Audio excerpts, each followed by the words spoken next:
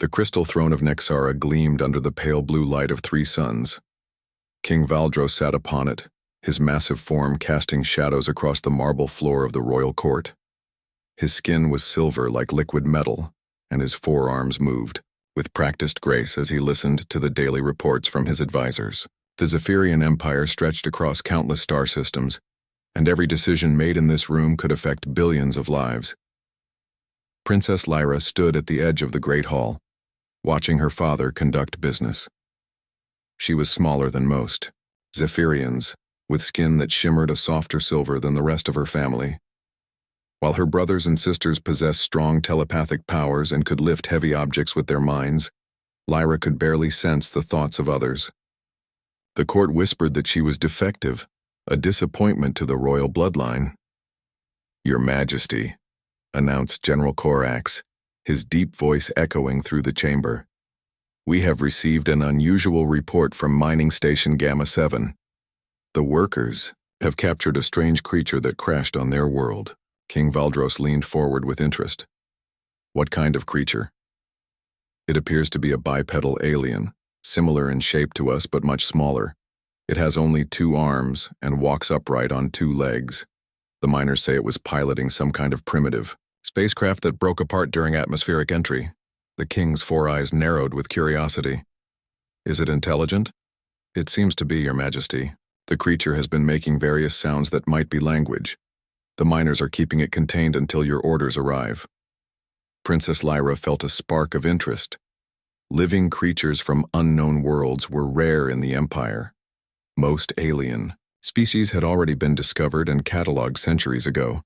She moved closer to hear better, careful not to draw attention to herself. "Bring this creature to the capital," King Valdros commanded.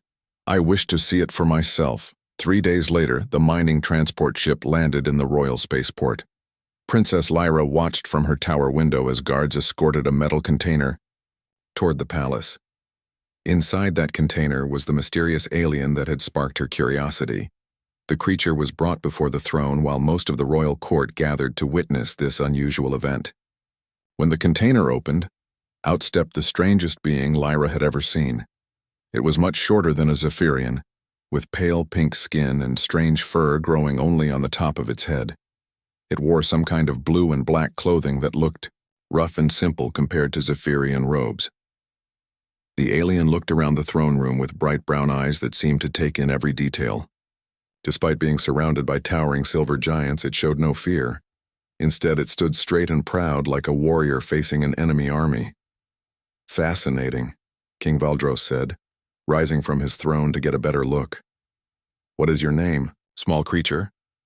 The alien made sounds that meant nothing to anyone present. It pointed to itself and repeated the same sounds several times. "Activate the universal translator," the king ordered.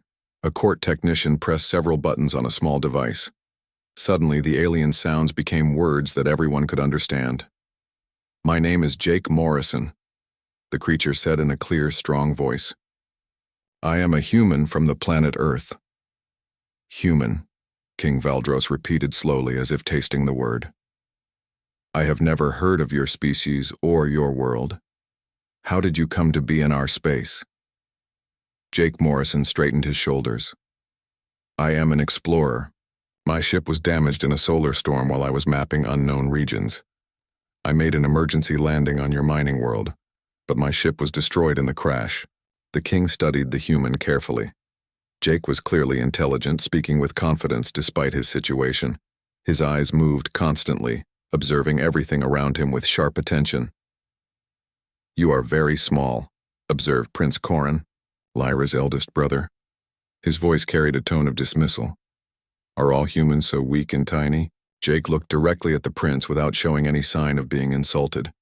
"We may be smaller than you, but size is not the only measure of strength." Several court members laughed at this bold response.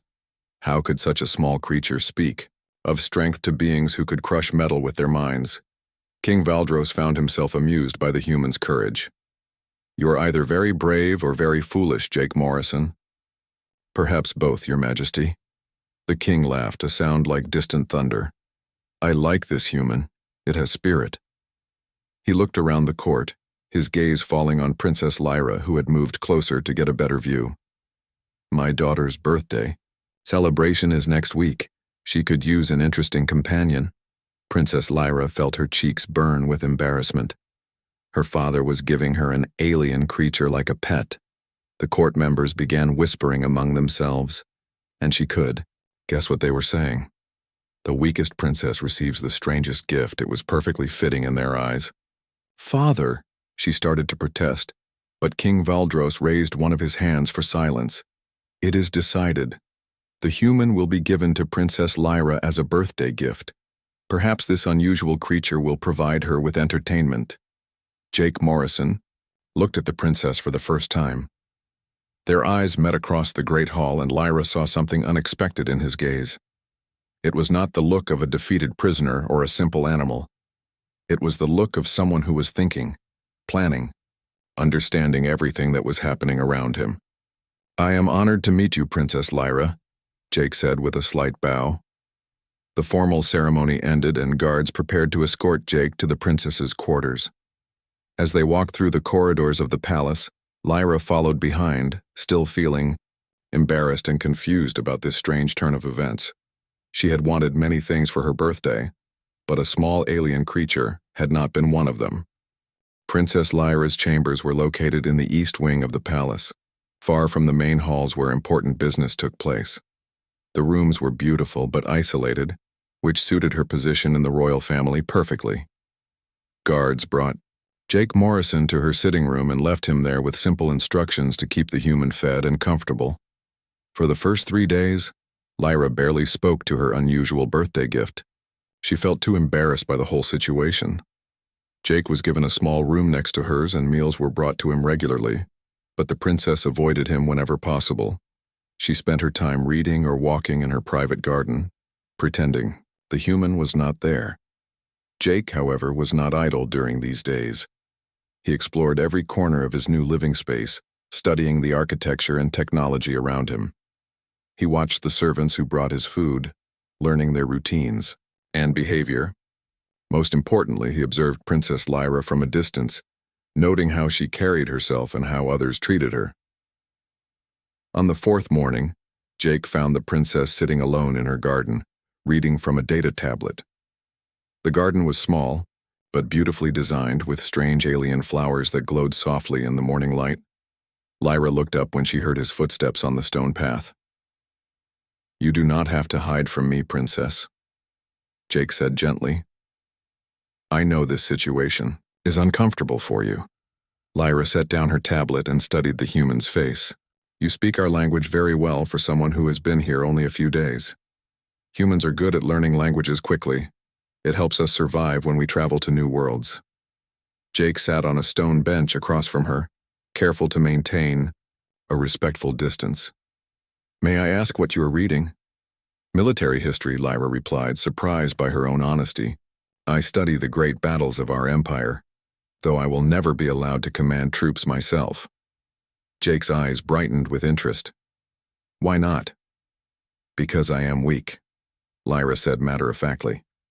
I have no telepathic abilities, and my physical strength is below average for our people. Military command requires both. That is interesting, Jake said thoughtfully. On my world, some of our greatest military leaders were not the strongest or fastest people. They won battles through planning and clever thinking instead of pure strength. Lyra looked at him with curiosity. How is that possible? Jake leaned forward slightly. Let me tell you about a human named David who defeated a giant warrior named Goliath.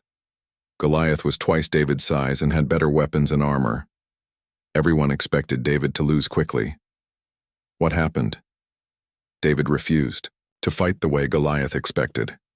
Instead of using a sword and shield, David used a simple sling and a stone. He stayed far away from Goliath and struck him down before the giant could reach him. David won because he thought differently, not because he was stronger. Princess Lyra found herself fascinated by this story. Your people have many such tales? Thousands of them. Humans have always been smaller and weaker than many creatures on our world, so we learn to survive through intelligence and strategy rather than strength alone. Over the following weeks, Jake and Lyra began spending more time together. The princess found herself looking forward to his stories about human history and tactics. Jake told her about ancient generals who defeated armies 10 times their size, about small groups of warriors who held off massive invasions, and about clever leaders who turned their enemies' strengths against them. The key, Jake explained, one afternoon as they walked through the garden, is to never fight the battle your enemy wants you to fight. Always change the rules of the game. But how do you change the rules when your opponent is stronger than you? Jake smiled. You make strength less important than other things. You fight at a distance or in difficult terrain or at night when they cannot see well. You attack their supplies instead of their soldiers. You make them angry so they make mistakes. There are hundreds of ways to win without being the strongest. Princess Lyra began to see her own situation differently. She had always thought of her lack of telepathic power as a weakness that could never be overcome. But Jake's story suggested that every weakness could become a strength if approached correctly. Tell me about human military training, she asked, one day. Jake spent hours explaining how human soldiers learned to work together, how they planned their operations, and how they adapted to unexpected situations. He drew diagrams in the garden dirt, showing battle formations and tactical movements that were completely unknown to Zephyrian military doctrine. Your people's armies rely too much on individual power, Jake observed. Telepathic abilities make your soldiers strong, but they also make them predictable. They attack in straight lines because they can overwhelm most enemies with pure force. What would you do differently? I would use that predictability against them. When someone always attacks directly, you can prepare traps and ambushes. When they rely on telepathic communication, you can find ways to disrupt it or feed them false information.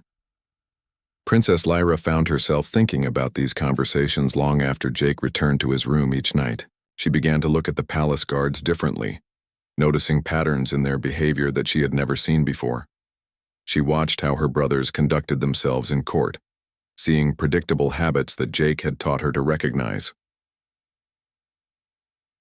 One evening, as they sat in the garden watching the 3 suns set, Lyra asked a question that had been troubling her for days. Jake, why are you teaching me all of this?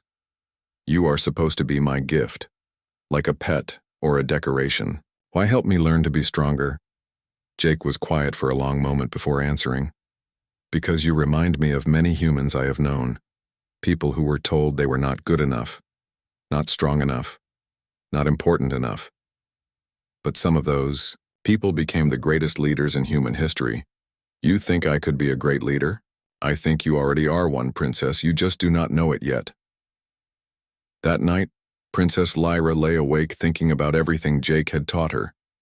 For the first time in her life, she began to wonder if being different from other Zephyrians might actually be an advantage rather than a weakness.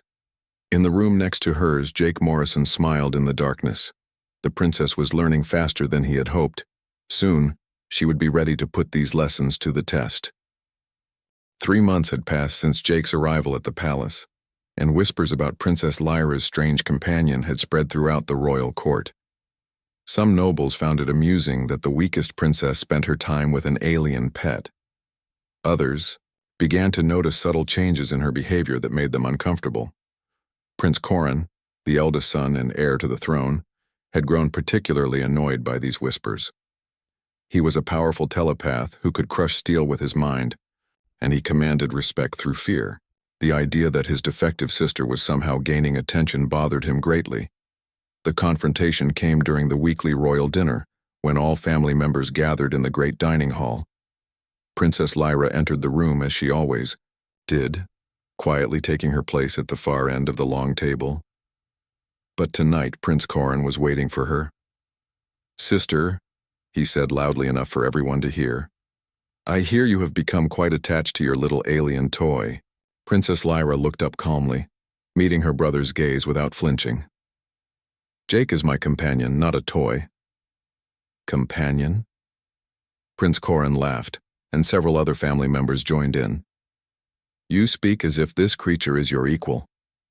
It is nothing more than a primitive animal that Father gave you out of pity. Jake is more intelligent than you realize, brother."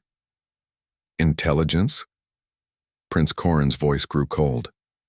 What could this tiny creature possibly teach someone of royal blood? You shame our family by treating it as anything more than a pet." King Valdros watched this exchange with interest, but did not interfere. Royal siblings often challenged each other, and he believed such conflicts made them stronger. "Princess," Lyra remained calm, remembering Jake's lessons about not letting emotions control her actions. "Perhaps you should meet Jake before judging him, Corin." "I have no interest in meeting your pet," Prince Corin sneered. "But I am interested in ending this embarrassment to our family name. I challenge you to formal combat, sister. When I defeat you, I will have the human destroyed as a corrupting influence." The dining hall fell silent. Formal combat challenges between royal family members were rare and serious affairs. The winner gained authority over the loser in all matters, and refusing such a challenge was considered a sign of cowardice that would destroy one's reputation forever. Princess Lyra felt her heart racing, but her voice remained steady. "I accept your challenge, brother." Prince Corin smiled with cruel satisfaction. "Excellent. We fight tomorrow at sunset in the royal arena. Traditional rules apply." He looked around the table at their shocked family members. "This will not take long." After dinner, Princess Lyra returned to her chambers where Jake was waiting for her. She told him what had happened, watching his expression carefully as she explained the situation. "What are the rules of formal combat?" Jake asked. "Each fighter chooses their weapons and battlefield conditions. The fight continues until one person surrenders or can no longer continue. Killing is not required, but it is allowed." Jake nodded thoughtfully. "What weapons does your brother usually choose?" "None. He relies on his telepathic abilities to throw objects at his opponents or to crush them directly. He has never lost." "A formal challenge. And what weapons are you allowed to choose?" Princess Lyra looked puzzled. "I have never thought about it. The rules only say that each fighter may choose their own weapons and conditions." Jake smiled slowly. "Then we need to spend tonight planning the fight of your life." They worked through the night, with Jake teaching Lyra tactics she had never imagined. He showed her how to use the arena's environment to her advantage, how to predict her brother's attacks based on his past fighting patterns, and most importantly, how to think several moves ahead instead of simply reacting to what was happening. "Remember," Jake said as the sun began to rise, "your brother expects you to fight like a traditional Zephyrian. He will be prepared for telepathic attacks, direct charges, and standard combat techniques. But he will not be ready for human-style tactical thinking." The news of the combat challenge spread quickly through the palace and the capital city. By sunset, thousands of spectators had gathered in the royal arena to watch Prince Corin defeat his weak sister. Betting was heavily in favor of the prince, with odds of 20-1 against Princess Lyra. King Valdros sat in the royal box, surrounded by his advisors and other family members. He was curious to see how his daughter would handle herself, though he expected the fight to end quickly. Prince Corin entered the arena first, wearing traditional combat robes and carrying no visible weapons. He raised his forearms to acknowledge the cheering crowd, confident in his inevitable victory. Princess Lyra entered from the opposite side, and the crowd's cheering died down to confused murmurs. She wore simple dark clothing that allowed her to move freely, and she carried a collection of items that no one could identify as weapons. The arena judge announced the rules and asked each fighter to declare their chosen conditions. "I choose close combat with no restrictions," Prince Corin declared. "Let us end this quickly."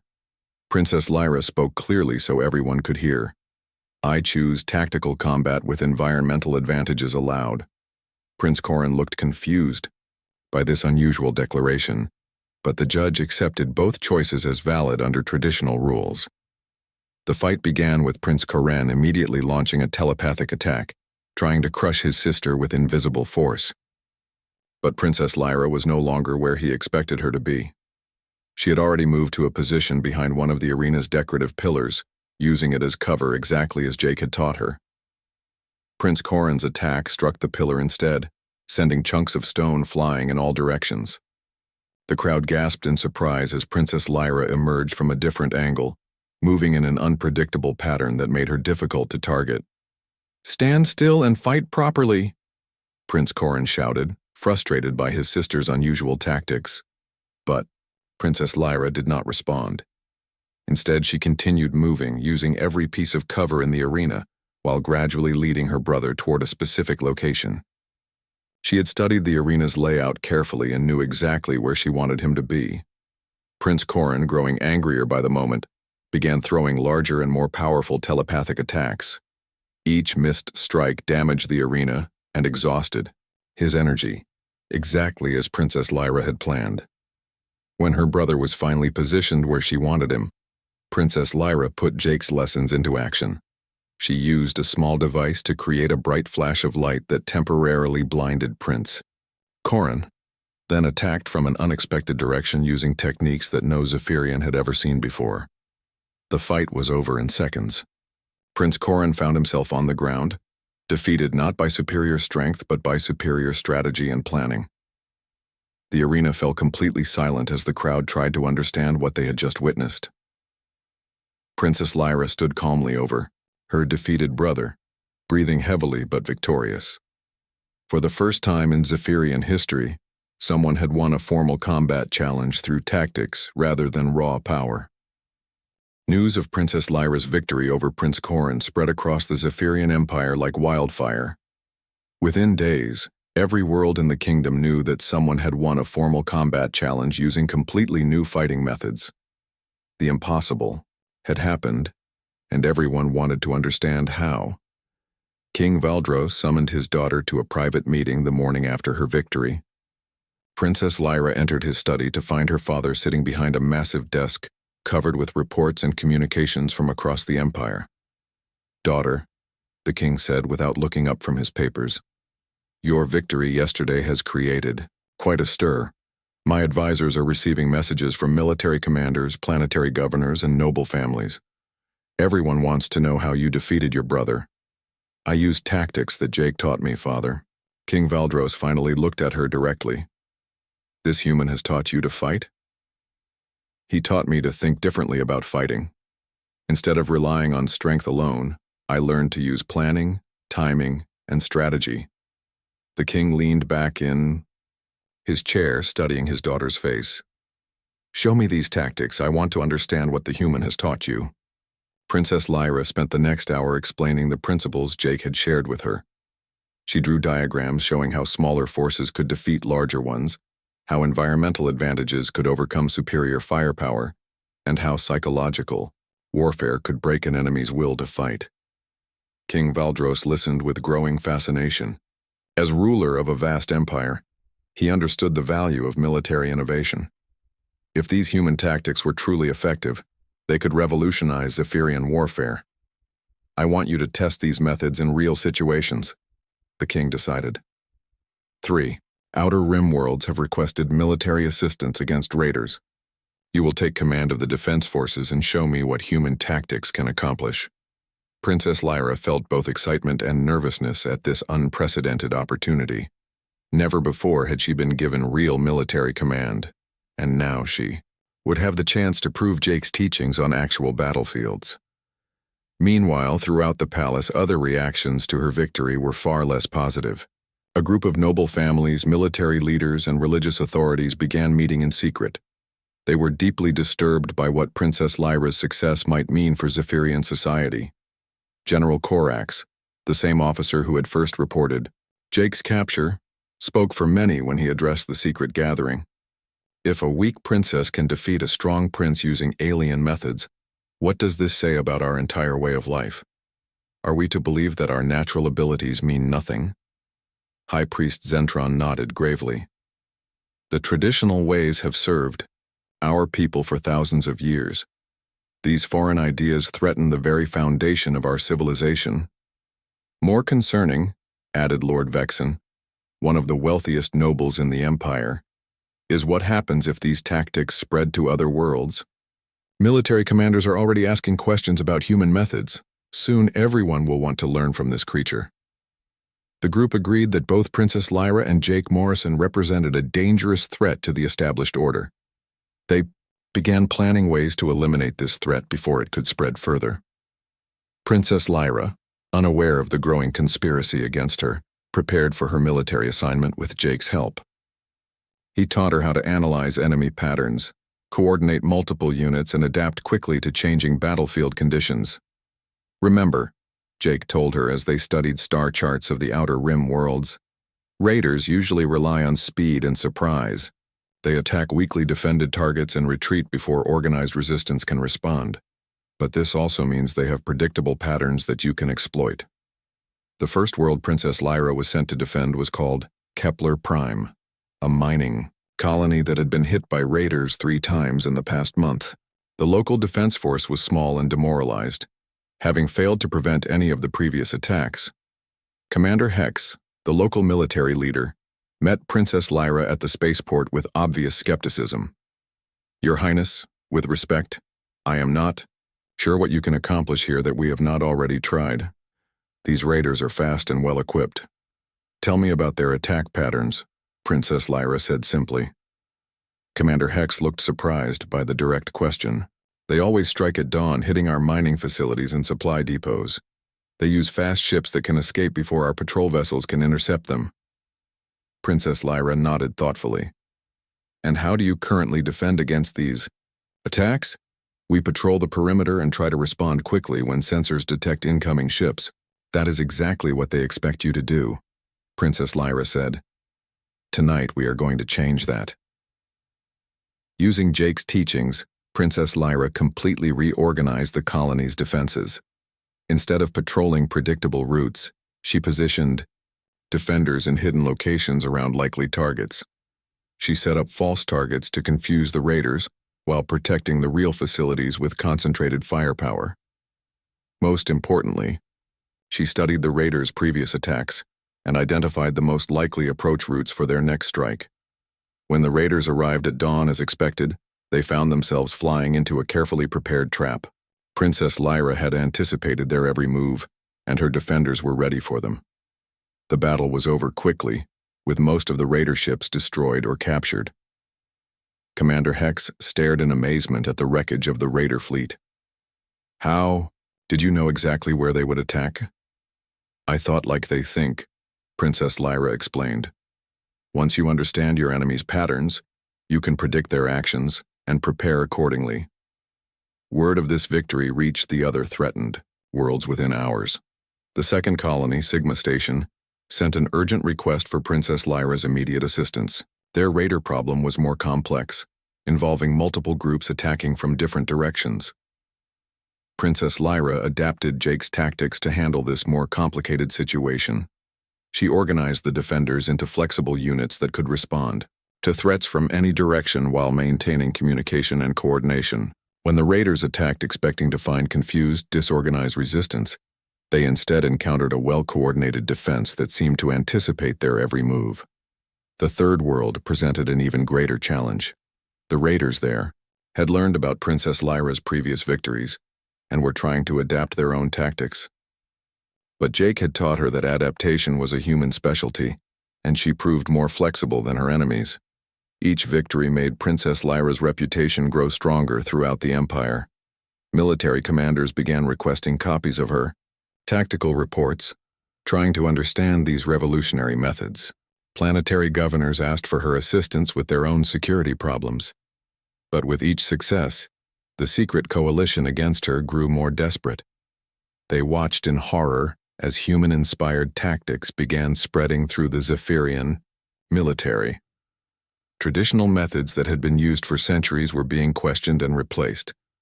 "This cannot continue," High Priest Zentron declared at another secret meeting. "If we do not act soon, our entire civilization will be corrupted by these alien ideas." General Corax nodded grimly. "The princess has become too dangerous to ignore. Her methods work too well, and others are beginning to follow her example." Lord Fexen leaned forward with a cold smile. "Then we must ensure that both she and her human teacher disappear before they can do any more damage." The conspiracy was about to move from secret meetings to direct action. Princess Lyra's greatest test was approaching, and she did not yet know that enemies much more dangerous than raiders were preparing to strike. Princess Lyra returned to the capital after her third successful military campaign to find the palace buzzing with unusual activity. Servants whispered in corners. Guards seemed nervous, and several high-ranking nobles avoided making eye contact with her. Something was wrong, but she could not identify exactly what. Jake noticed the changed atmosphere immediately. "They are planning something," he told her that evening as they walked in her private garden. "The way people are acting reminds me of human conspiracies. When powerful people feel threatened, they often strike back." "What kind of threat could I possibly be to them?" Princess Lyra asked. "You proved that their entire belief system is wrong," Jake explained. "For thousands of years, Zephyrians have believed that telepathic power and physical strength determine worth. Your victories show that intelligence and strategy can be more important. That terrifies people who built their power on the old system." Princess Lyra thought about this as they continued walking. She had been so focused on proving herself that she had not considered how her success might threaten others. The next morning brought disturbing news. Commander Rex, one of her loyal officers from the Outer Rim campaigns, arrived at the palace with an urgent warning. "Your Highness," he said quietly when they met in private, "my sources tell me that several high-ranking officials are meeting in secret. They speak of you and the human as dangers to the Empire." "Who is involved?" Princess Lyra asked. "General Corax leads the group, along with High Priest Zentron and Lord Vexan, but there are others. Some of your own family members may be part of the conspiracy." Jake, who had been listening carefully, spoke up. "This sounds like they are planning to move against us soon. Conspiracies like this do not wait long once they begin." Princess Lyra felt a chill of fear, but she forced herself to think logically. "What would you do in this situation, Jake?" "I would gather information first," he said. "We need to know exactly who is involved, what they are planning, and when they intend to act. Then we can prepare a response." Over the next few days, Princess Lyra used the network of loyal supporters she had built during her military campaigns. Officers who had seen her tactics work, soldiers who had fought under her command, and even some palace servants who had watched her treat everyone with respect, regardless of their status. The information they gathered was alarming. The conspiracy involved most of the royal court, including 2 of her brothers and several powerful military commanders. They planned to arrest both her and Jake on charges of treason and corrupting the Empire with foreign ideas.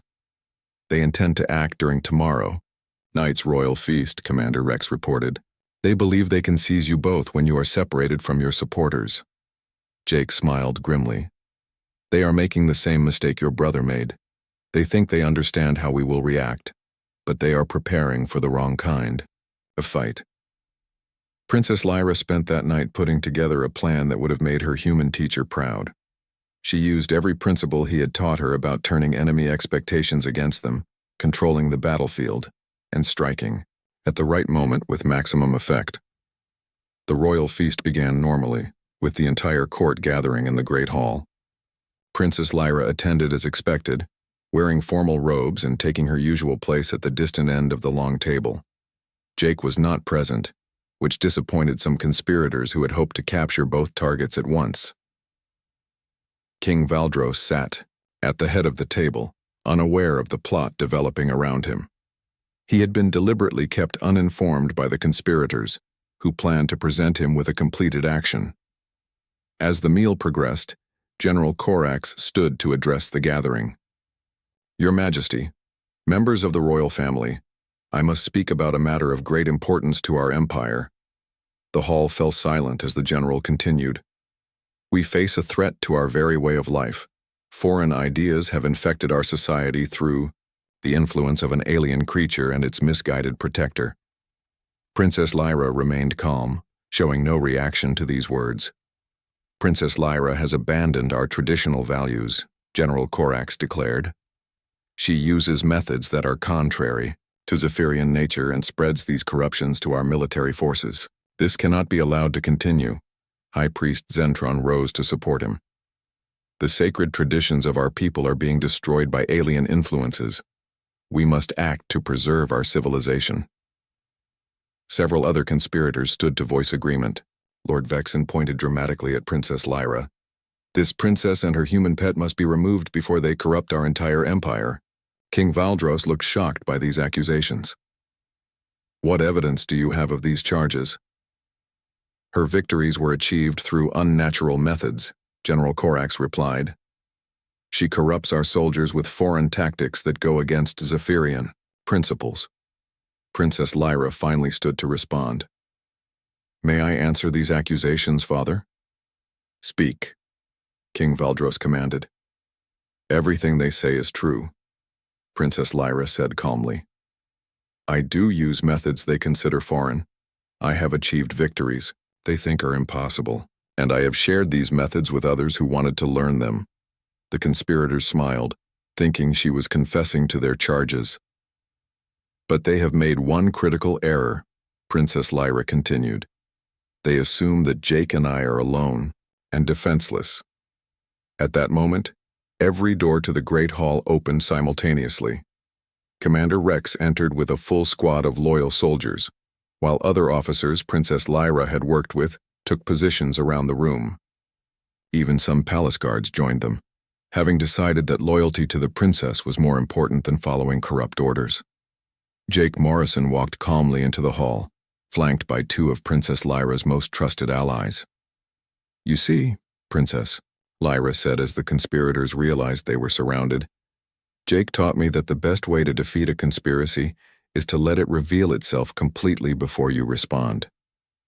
General Corax reached for his weapon but found himself facing a dozen armed opponents. How did you know? The same way I knew how to defeat raiders, Princess Lyra replied. I studied your patterns, predicted your actions, and prepared accordingly. You made yourselves predictable by assuming you understood how I would react. King Valdros looked around the hall, finally understanding the full scope of what had been happening. You have been planning treason in my own palace. The evidence Princess Lyra presented was overwhelming. She had recordings of secret meetings, documented plans for the coup, and testimony from multiple witnesses. The conspiracy collapsed completely when faced with this level of preparation. How? High Priest Zentron asked in defeat. Because a human taught me that information is the most powerful weapon of all, Princess Lyra said. Jake showed me that. Understanding your enemies is more important than being stronger than them. In the aftermath, King Valdros made a decision that shocked the entire empire. He declared Princess Lyra to be his heir, recognizing that her unique abilities made her the strongest leader the Zephyrians had ever known. My daughter has proven that true strength comes from wisdom, not just power, the king announced to the assembled court. She will rule this empire with methods that honor both our traditions and the lessons we can learn from others. Jake Morrison was given the title of Royal Advisor, becoming the first non-Zephyrian ever to hold such a position. His teachings were incorporated into military academies throughout the empire, revolutionizing how Zephyrian forces would fight future battles. Princess Lyra stood before her father's throne, no longer the weak and overlooked daughter, but a leader who had transformed herself and her entire civilization. She looked at Jake and smiled, remembering his words about how the greatest gift was not what you received, but what you were able to give in return. The human had given her the tools to become truly powerful. In return, she had given him the chance to change an entire galaxy's understanding of strength, wisdom, and the true meaning of leadership.